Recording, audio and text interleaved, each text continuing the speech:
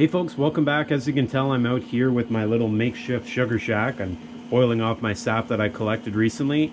Sun's just coming through the trees here. It's a crispy morning. Not a better place to be than right here in front of this barrel evaporator. Now, this barrel evaporator, if you've been watching my other videos, is brand new to me this year, so I built this over the winter. This is a huge improvement over last year, 2019 season, where I boiled all my sap on the top of a wood stove. That took eons, and I'm done with that. This is definitely an improvement, but there are some things that I've learned that might help you guys boil off your sap faster if you follow these few tips. And what I'm going to start off with is this. The amount of sap you put into these buffet trays, you shouldn't fill them right to the top. You're going to then use more energy in heating that sap than you need to. If you keep the level in that sap pan down around 2 inches, maybe even a little less, it will boil a heck of a lot faster, and you'll keep that rolling boil for longer without the fluctuating boil. You want a real strong hard boil, and in order to do that, keep that down around 2 inches. Some other things that I noticed that really help this evaporator keep the boil going, keep the evaporation going fast, is to keep the wood to this thing. But once you fill it full, don't constantly check on it. What I've found with this thing, every time I open this door, there's quite a bit of heat loss, and as a result, the boil in the front pan tends to drop. So I pack this full with firewood, but then I leave it, and I leave it until I see a drop or a reduction in the strength of the boil. Once I see this boil dropping down a little bit, then what I do is that's my cue to get more wood in there. And I try to have the wood ready, piled up, open the door, fire it in there, and shut the door again. One of the other things that I do that I found that really works well with these type of boilers, or evaporators rather, is to set up a bit of a fan.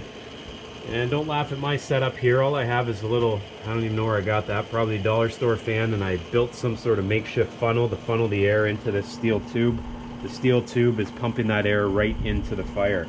I keep this thing going. I also keep the draft on the bottom open, and on the back there's a little bit of a draft control for the chimney. I keep that closed, maybe about that much. I don't know what that measurement is, but that tends to keep the heat in the barrel, and it tends to keep that boil just ripping. So keep the air going to it, keep the draft open, close that damper at the back just a little bit, and that'll keep the heat really boiling that sap quickly. One of the final things that I'm going to show you here that I found really works well with these barrel evaporators is the use of fire bricks. Now, I didn't have fire bricks until I came across a real good deal on Kijiji, Craigslist, you Americans. That fire brick really holds the heat, pushes it up towards the pans, as opposed to losing the heat out the side of the barrel.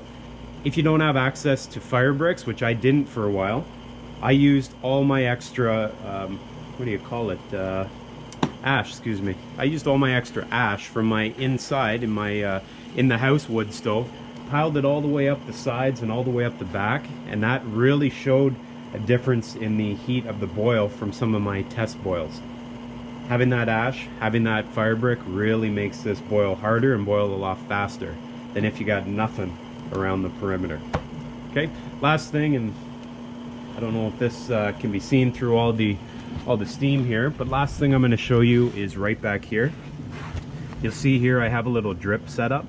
I found this to be really convenient with these barrel stoves, because then I don't have to necessarily ladle as much of the sap, the cold sap, into the hot pans, and that keeps the boils going.